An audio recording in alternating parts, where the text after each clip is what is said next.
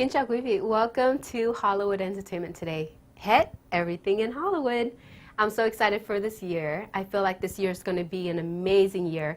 It's a year of the rabbit, so it's a year full of good luck. So if you're born under the year 1915, 27, 39, 51, 63, 75, 87, 99, 2011, whew, this is your year.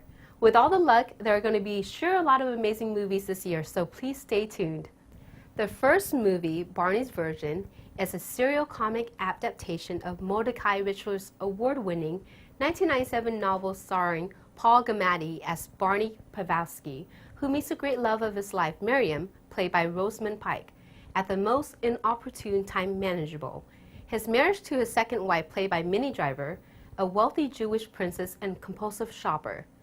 Narrated by Barney as a confessional, the film covers 30 years of his unusual journey from his first marriage to the chronically unfaithful free spirit Clara, played by Rochelle Leray, and their life in Italy together, through his third marriage to Miriam, with whom he has 2 children.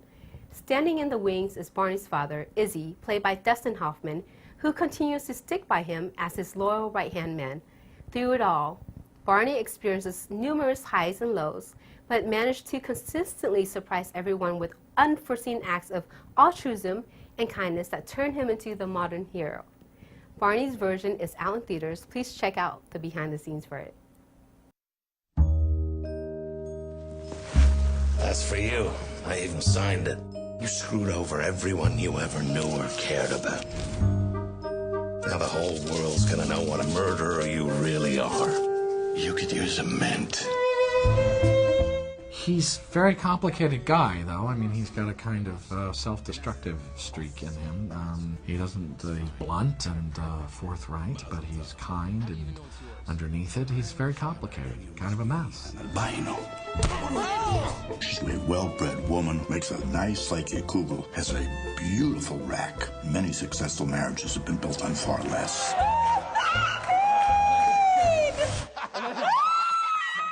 She's sort of a product of being an only child and being spoiled and coming from a very, I think, controlled environment, a conservative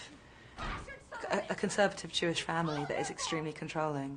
Marrying Barney Panofsky is her big chance to kind of rebel, and it's not really much of a rebellion, but he's a dangerous TV producer. And I took him up a little tray of food because I was worried about him. And he was all trembling and sweaty, and he'd soaked through his sheets. So I lay down beside him to try and keep him warm. And I don't know how he got my robe off. No, it's a mystery. It must have been some kind of voodoo magic or something. Wasn't that covered by your master's degree?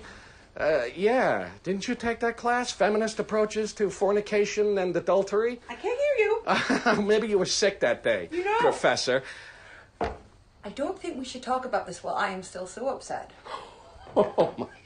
You're so upset. Yes! You're so upset. And now I'm leaving. Where the hell are you going, sweetheart? I'm going to my mother's. Oh, well, say hi and tell them we're getting a divorce. Tell her yourself. But don't do it today because she's getting a root canal. Thank you for being here, Boogie. I'll never miss any of your weddings. Hey. Is a bit of a nut, just on the edge, wanting to just experience everything, and he's a writer, but he gets wrapped up in some pretty heavy drugs early in his life, and he just sort of like goes away for a little while. I mean, he's a really, really, really fun character to play, though. Very good.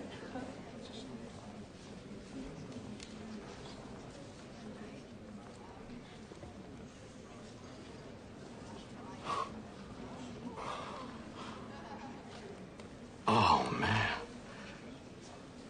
For the first time in my life, I am truly, seriously, irretrievably in love. so am I, Barney. So am I. You know, I'm always surprised that people from New York don't know this. But the Big Apple is actually an old racing term, credited to John Fitzgerald, sports writer for the Herald in the 30s. But he had heard it from old stable hands from Mississippi, using the term to refer to the New York racetracks, because getting the race in New York was considered hitting the big time, you know? Well, she is the love of his life. I think they have a genuine connection. I think the previous two, you know, not that I want to slight them, you know, they're all both lovely ladies, I'm sure, but I think they were seeking their own kind of agendas, really, in getting married. It wasn't marriage for love until he meets Miriam. I should get going, and I'm not ready for that to happen. I don't want that to happen. Ever. He's trying to reinvent himself every time, but I think that the third marriage is the authentic one. So he's becoming more authentically who he is, which is a difficult man and a bit of a wreck, but he can be that with her, which is an enormous gift from her, but is not going to make for the easiest life with somebody like that. But he's becoming more himself, you know, which is difficult, because he's not faking it anymore or trying to be something he's not, that's for sure. Are you out of your mind? No, I'm bent over backwards in love with you, Miriam. I'm the heels over head completely. Don't be ridiculous. We just met. At your wedding. It's not funny. Barney, get off the train. I cannot believe that this really happens. It really happens. Just like that. IDs, tickets. It's amazing. No? And I don't care if it happened on my wedding night, at a funeral, on my deathbed.